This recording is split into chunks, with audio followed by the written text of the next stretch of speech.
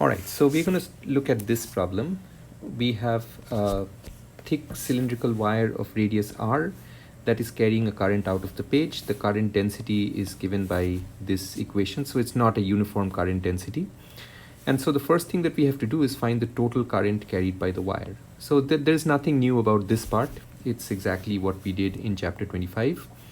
So here is the thick wire. The current is coming out of the page, so I'll just put a dot over here to indicate the current coming out of the page.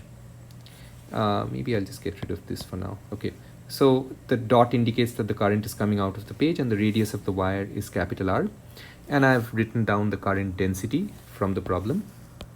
All right, and inside the wire where little r is less than capital R, the current density is C times R. Outside the wire it's greater, outside the wire it's 0. Okay, so how do we find the total current flowing through this wire? As we'd seen in chapter 25, the trick is we have to break up this wire into these segments, into these circular strips. So here is a representative strip. It has a radius r, thickness dr. So what we need to do is we have to calculate the current density. We have to calculate the current as the surface integral j dot dA. Now j dot dA is just going to be j multiplied by dA, because j and dA both have directions out of the page. So dA is the blue area. We can easily take its normal to be pointing out of the page, and the current is flowing out of the page as well. So j dot dA is really, I might as well just write this, j dot dA is j multiplied by dA multiplied by cosine of 0, because both of them point out of the page, and so it's just j multiplied by dA. All right, so I is equal to the surface integral j dA. Now what is dA? dA is the blue area of this strip, and we had seen in chapter 25 that this is just 2 pi r dr. So surface integral j of r, these are all j of r, times 2 pi r dr. That's what our the dA is. I plugged that in. We might as well also plug in j, so that's given to be c times r, 2 pi r dr. And to find the total current, we have to add up the contributions of all of these strips. So j of r dA just gives us the current flowing through this blue strip. If we want the total amount of current, we have to get all such strips. The smallest strip will be the one that has 0 radius, and the largest strip will be the one that's all the way at the end. So it has radius capital R. So we have to integrate this from 0 to capital R, and that will give us the total current. And so if we complete this integration, we pull out all the constant stuff. So 2 pi c integral r square dr, 0 to capital R.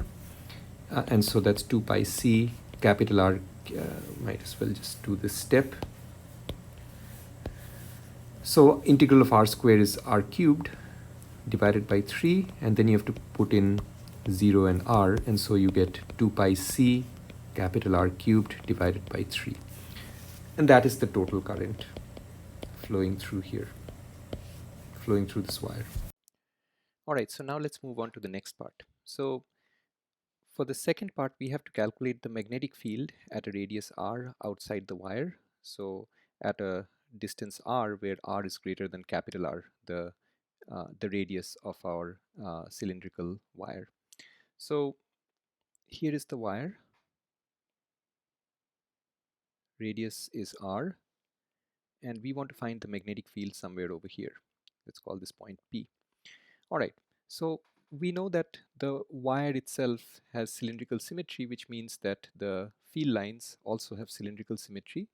And so as we discussed in class, the field lines look like this.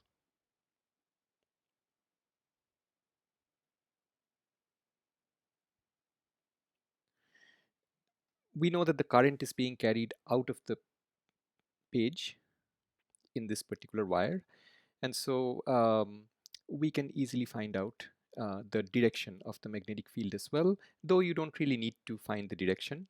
In Ampere's law problems, you can Ampere's law in the end will tell you, you can just guess a direction for the magnetic field, and Ampere's law in the end will tell you whether your guess was correct or not. But since we already know the right hand rule, there is no harm in just figuring out the direction right in the beginning and just getting that out of the way. So since the current is being carried out of the page, the if you use the right hand rule where you stick your thumb out and um, curl your fingers in the direction in which the point your thumb in the direction in which the current is flowing, and your fingers will curl in the direction of the field line. So if you stick your thumb out of the page, your fingers will curl in this direction. So that is the direction of the magnetic field lines. So now that we know the direction of the magnetic field lines and we know that they are concentric circles, we have all the information we need to choose a choose an Amperian loop. And so the Amperian loop that we will choose, which passes through the point of interest, is going to be a circle which coincides with a field line. So this is our Amperian loop. All right, so we have an Amperian loop. We might as well choose the direction of integration as well. So the direction of integration could be counterclockwise, right? Uh, just choose the same direction as integration as the direction of the field line. That just keeps things easiest. So the direction of integration is counterclockwise. All right. Once we've chosen the direction of integration, that automatically fixes the positive direction for the current.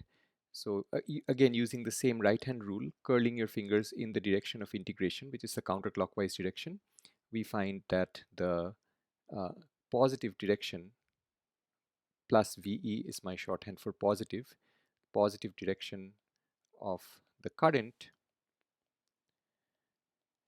is out of the page. All right, so we have all that. Now it's time to write down Ampere's law. So Ampere's law states that the line integral B dot dl over the Amperian loop is equal to mu 0 times the current enclosed by the Amperian loop. And we have seen that if the current is expressed in terms of a current density, then this just becomes mu 0 surface integral J dot dA, where the surface integral is evaluated over the surface of the Amperian loop. All right, so let's see. So the left hand side, as we've seen in class, is quite simple. When you have circular symmetry and you also have chosen a circular Amperian loop, I keep saying Gaussian surface, circular Amperian loop, B dot dl, line integral B dot dl, as I've shown in class, just reduces to B of r to pi r. All right, so we can just directly jump to that. What about the right hand side? So for the right hand side, we have to calculate the surface integral, right? And we have to do this surface integral over the surface of the Amperian loop, which is the surface of the surface that passes through this red circle. I mean the surface of this flat surface of this red circle. Okay, now the current only passes through the wire. So there is only current in this region. Let me see if I can shade it. So there's only current that's passing through here. We don't have any current outside this region, right? Okay. So integrating over the entire surface of the Amperian loop, which is integrating over the surface of the entire surface of the red circle, is equivalent to integrating over just the surface of the wire, because there is simply no current outside of the wire. So J is equal to 0 over here. Inside, J is CR or something, as whatever is given in the problem, but outside J is 0. So this integral is simply the surface integral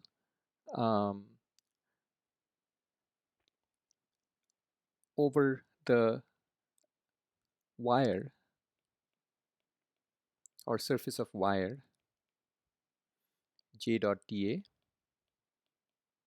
plus the surface outside the wire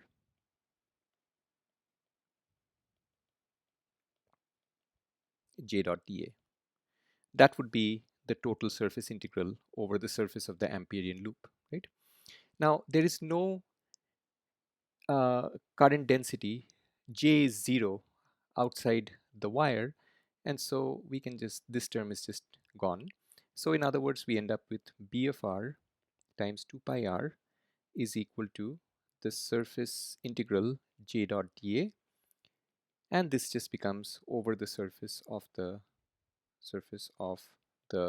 wire. I think in the problem I call it a cylindrical wire. Okay, so surface of the wire. All right, because there is nothing to integrate outside the wire. And now this integral we already did in the last part. So we've already done this. And so we'll just use that result. So B of r 2 pi r equals the result that we got in the previous part was 2 pi c capital R cubed divided by 3. So there's a mu 0 here. Did I forget all the other mu zeros? I just forgot this one. Okay. So it's mu 0 times, now I've forgotten what that result was, 2 pi c capital R cubed divided by 3. 2 pi c capital R cubed divided by 3. All right, and so now we are done. So now you can just solve for B of r from here, and it comes to the 2 pi's cancel out, and you get mu 0 c capital R cubed divided by 3r. That's the answer. So that is the magnetic field outside the wire, and you can see that it falls off as 1 over r, so it gets weaker as you go further out. All right, and the magnetic field lines are as shown, these yellow lines. Okay, so we already know the direction of the field lines. Also, suppose we didn't know the direction of the field lines. If we had just integrated, if we had just assumed that the magnetic field is in the same direction as our line integral, notice that we got B to be a positive quantity. So that is just the math telling us that the magnetic field is indeed in the same direction as our choice of line integration, which is counterclockwise. So Ampere's law can tell you what the direction of the field lines is as well, though since we know the right hand rule, we don't have to rely on Ampere's law to find out the direction of the field lines in most cases. All right, so that concludes this part. Now, the next question is find the magnetic field at a radius little r inside the wire. So we did the magnetic field outside the wire. Now we have to find the magnetic field inside the wire. It's really the same procedure. Not quite sure what happened there. This iPad has been acting really weird today. All right, so here is the wire again. And this time we want to find the magnetic field somewhere inside the wire, at a point somewhere inside the wire. Now, since the wire has cylindrical symmetry, we expect the field lines inside the wire to also respect the cylindrical symmetry, so they will also be concentric circles. So the field lines inside the wire are also going to be concentric circles like this. Here is the field line that passes through the point P. All right.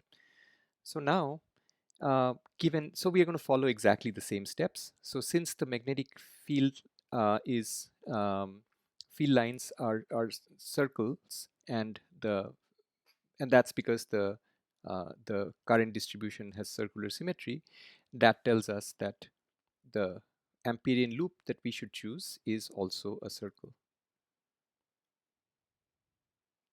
So here is our Amperian loop. All right, and we need to choose a direction of integration.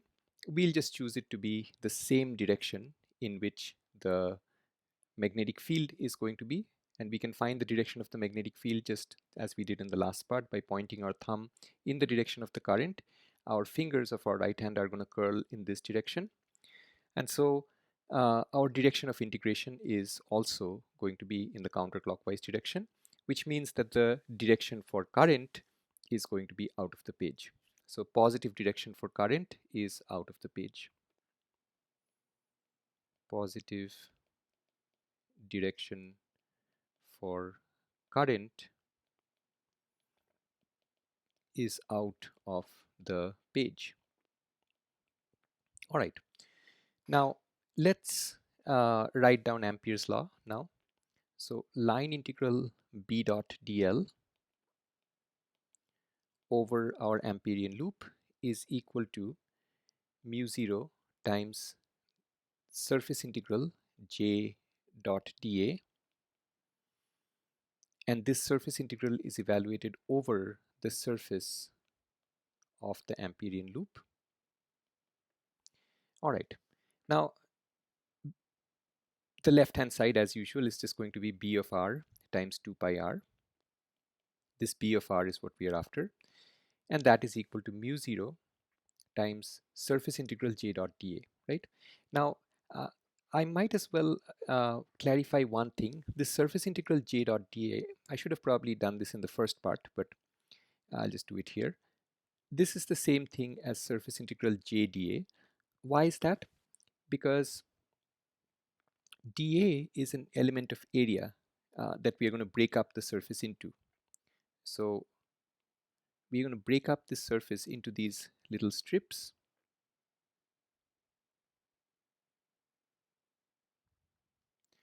And we can choose the direction of dA, which is the area of this little strip.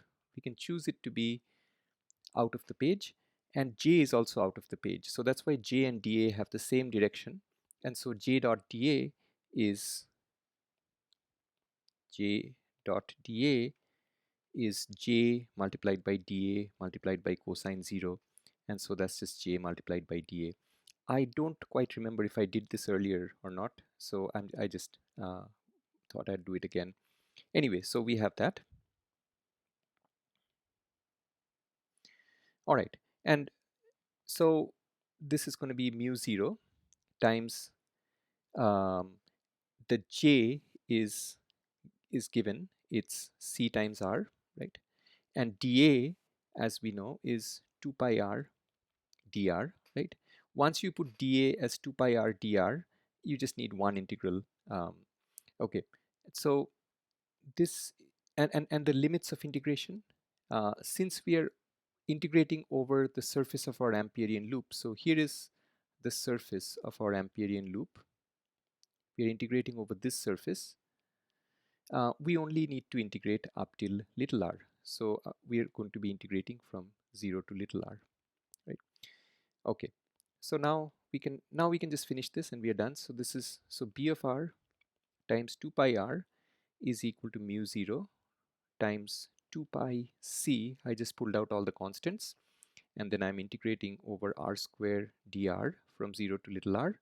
And so you can easily do this. Mu 0 2 pi c r cubed divided by 3, that's B of r times 2 pi r. The 2 pi cancels out, and so you can solve for B of r. B of r is mu 0 c r square divided by 3, if I did that correctly, r square divided by 3 and mu 0 c, yeah. And so that is the magnetic field inside the wire at a distance r. So you can see that inside the wire the magnetic field increases as you go for as r increases, but outside the wire the magnetic field decreases as r increases. All right, and so that completes that part. The last part is saying, suppose the wire is surrounded by a conducting cylindrical shell with the same axis carrying a current I total in the opposite direction. What is the total? What is the magnetic field outside the shell? So what we have for this part is the same old wire that we've had so far. Okay. All right. There. So we have the same wire as before. Actually, let me make it smaller. Same wire as before, right? That's carrying current out of the page. So I'll draw a few dots to indicate that it's carrying current out of the page. and the current that it's carrying out of the page is I total that we've calculated before. And then we also have this wire is surrounded by a cylindrical shell that's carrying current into the page. But this current in the cylindrical shell is traveling through the shell in the opposite direction. It's going into the page. So I'll just indicate that by drawing a few X's. So this shell is carrying current into the page.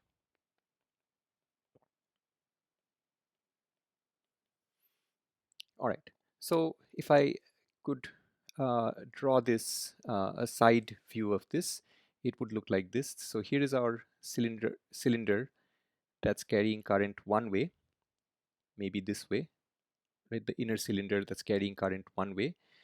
And here is the cylindrical shell. I'll just draw that with a different color.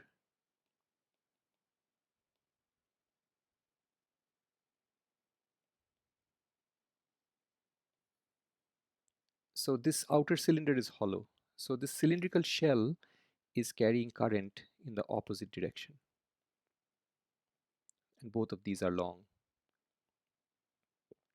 So the cylindrical shell would be carrying current, same amount of current, but in the opposite direction. That's flowing along the walls of the shell. So that's the situation that we have over here. All right. Now, the question is, what is the magnetic field outside the shell? All right. So if we draw, we can go through the same logic again. So this situation also has cylindrical symmetry. So that means the field lines, if they exist, would be concentric circles, which means that we can choose a circular Amperian loop. So that's our Amperian loop. All right. And we want to find out what is the current at the point of interest. I mean, what is the magnetic field at the point of interest? I want to find out the magnetic field at the point P. Let's write down Ampere's law as usual. Line integral B dot dl over our Amperian loop is equal to mu 0 times the total current enclosed inside the Amperian loop, right? So line integral B dot dl is just going to be B of r 2 pi r. That's going to be equal to mu 0. What is the current enclosed? Now the current is flowing out of the page in the inner cylinder, right? But it's flowing into the page in the shell. So if we take, if we have chosen our direction of line integration to be counterclockwise, then the positive direction for the current is out of the page. So the total amount of current enclosed would be the current that's flowing out of the page through the cylinder. So that's I total minus the current that's flowing into the page through the shell. That's also I total. That's what the problem is given us. So what is the total amount of current enclosed in the red Gaussian surface, Amperian loop, I mean. What's the total amount of current enclosed in the Amperian loop? The answer is 0 because these two cancel out.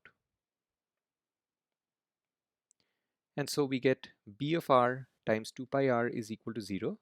And so B of r is equal to 0. And I mentioned in class that this is actually a practical situation. This is a coaxial cable.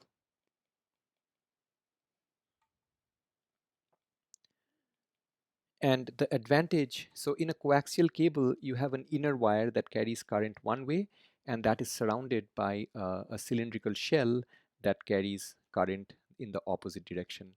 And coaxial cables are used for various purposes.